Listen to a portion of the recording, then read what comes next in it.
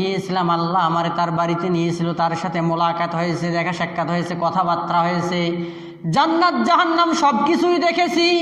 কিন্তু অবাক করা একটা বিষয় হলো, আমি যখন জান্নাতের ভিতরে হযরত বেলাল হাঁটতেছিল।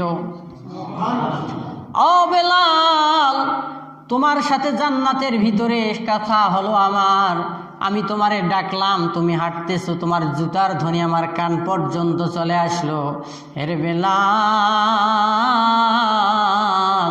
তোমারে আমি এত নাম ধরে ডাকলাম, আমার সাড়া তুমি দিলা না। বেলাল বলেন, নবীজি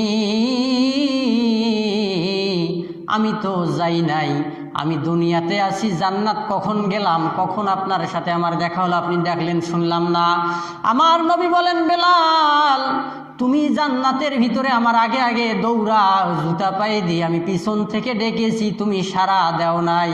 হযরত বেলাল বলেন, নবীজি আমি তো যাই নাই। ওগো নবীজি আমি তো জান্নাতে যাই নাই।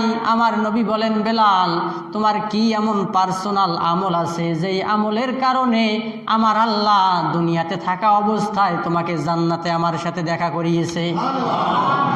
হযরত বেলাল বলেন, নবীজি আমার পূর্বের পরের সমস্ত আমল তো আপনার জানা। ও নবীজি আমি তো জান্নাতে যাই নাই, তবে আমার একটা পার্সোনাল আমল আছে গো নবীজি।